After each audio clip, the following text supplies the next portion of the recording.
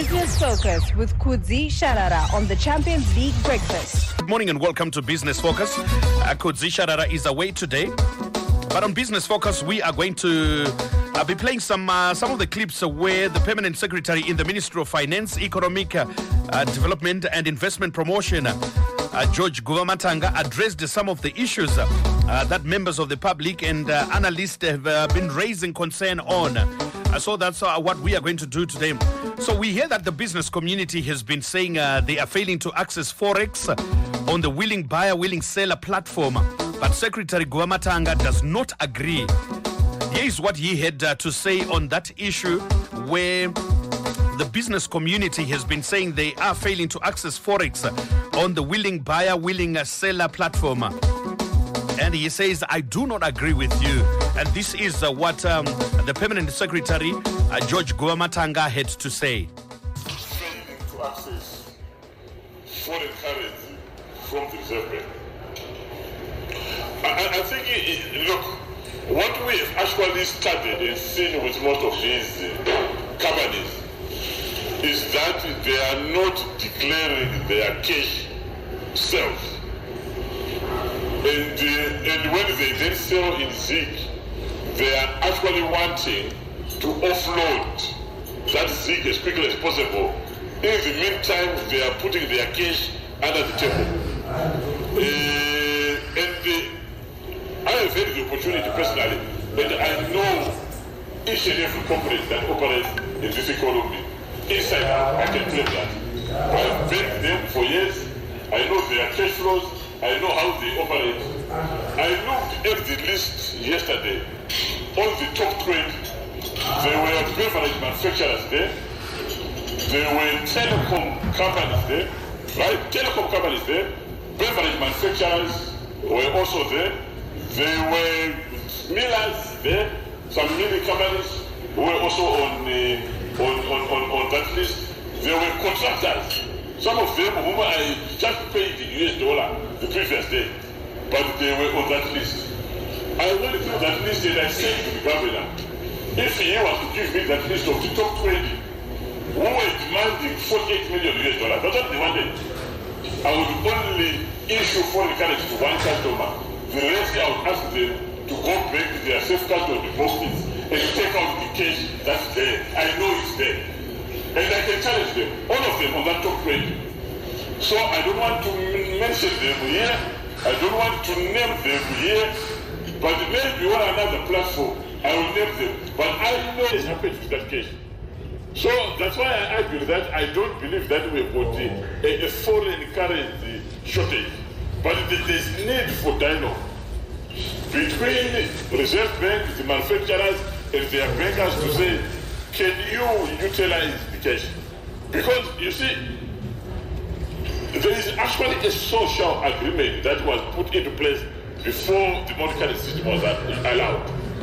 That once you sell in your US dollar cash, you don't take it, hide it, they say it is mine.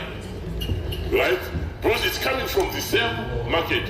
And when you hide it or you put it in a safe deposit box, you're actually starving the market of the necessary foreign currency. And as government also, we don't want to be forced to put into place more stringent regulations that makes it difficult for business to operate. To now say, look, we also want to look into your safe deposit box because we don't have those intelligence, and we don't want to do that, and we won't do that. But I think on the top 20, I can sit with them one by one and challenge them to say, all right, let's go to your safe deposit box because I know that they have them. So for now, everyone who was on that list, they have to utilize the cash that they have and then come back to the Reserve Bank for them to demand more foreign currency. But they don't need the foreign currency. They've got their own foreign currency. Then coming on to the issue which I caught in between, but I know it's very... So that's the Permanent Secretary in the Ministry of Finance, Economic Development and Investment Promotion, George Matanga, saying that there are some business communities who are saying they're failing to access Forex on willing buyer, willing seller platform. But Secretary Goamatanga does not agree, and that's what he said. And of course, there are some that have been asking how government funded the roads leading to Parliament. Some say that money was not budgeted for and will come back to haunt the economy. Secretary Goamatanga seems to say, fear not, all is in order. Let's hear him responding to that concern.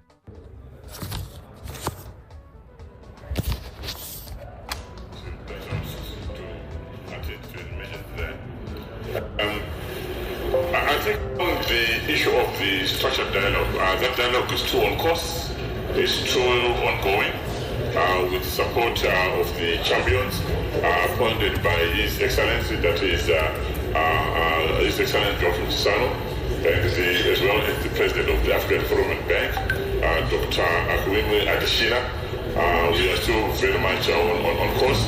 In fact, I think we should be having another meeting between now and October, and a follow-up meeting in Washington when we go for the annual meeting. So that dialogue is still very much on course. As for the infrastructure that you have seen just before SADC, I think let me give you an example. So from Julius Nyerere going all the way to the old, I'll use the old names that you're familiar with, to Lomagundi, to Westgate.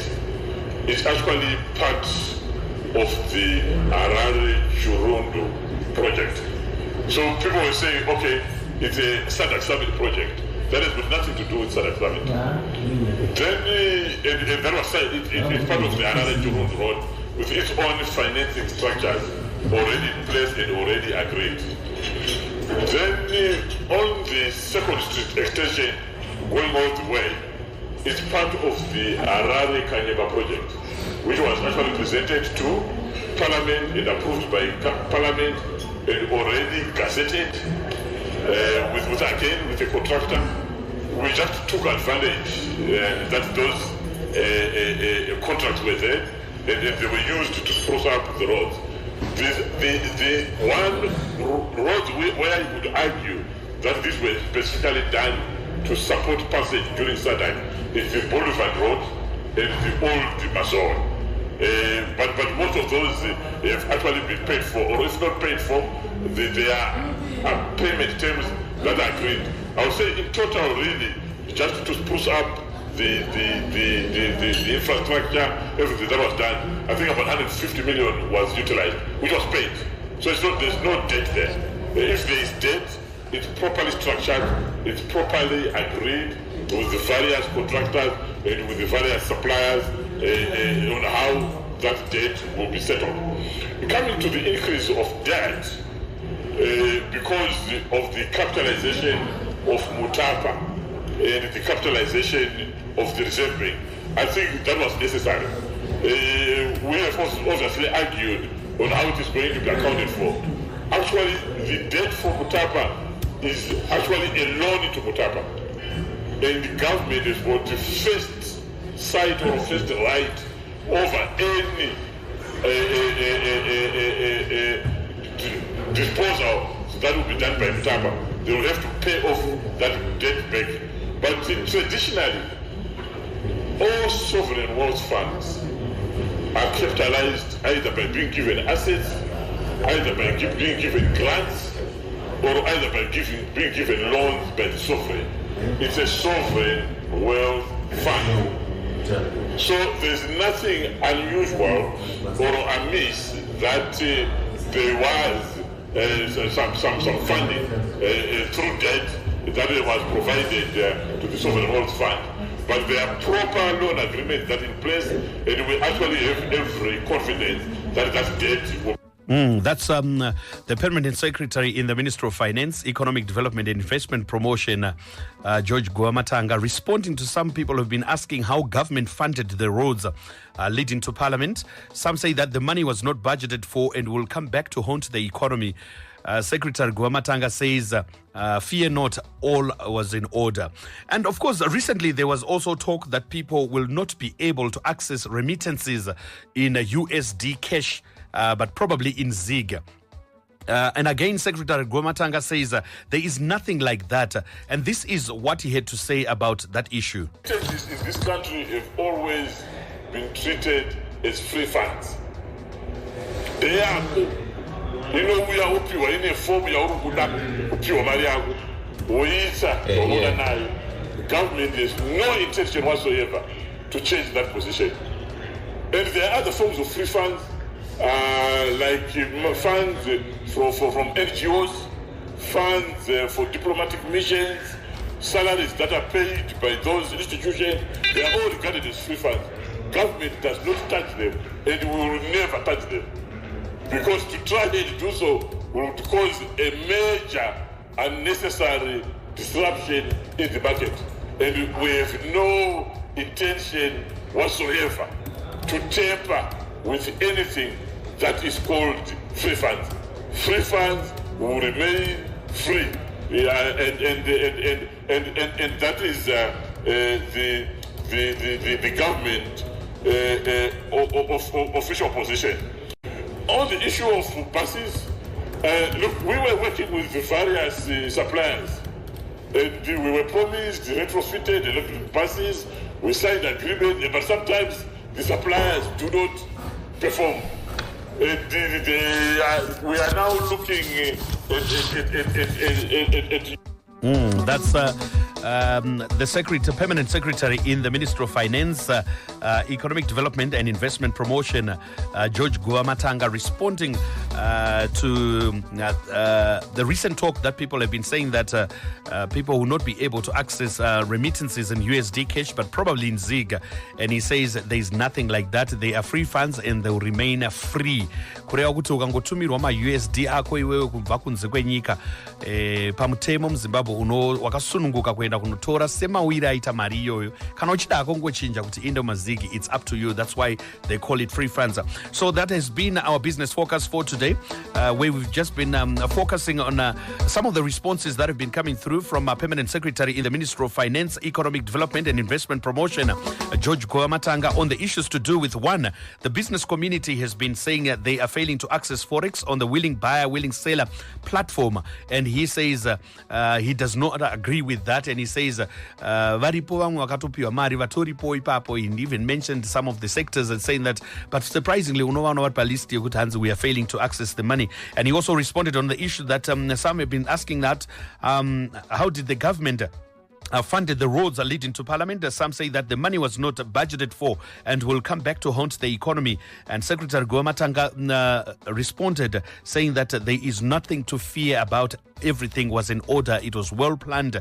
And lastly, he responded to the issue that a lot of people have been saying that we have seen it on social media, saying that people will not be able to access remittances in USD cash, but probably in ZIG.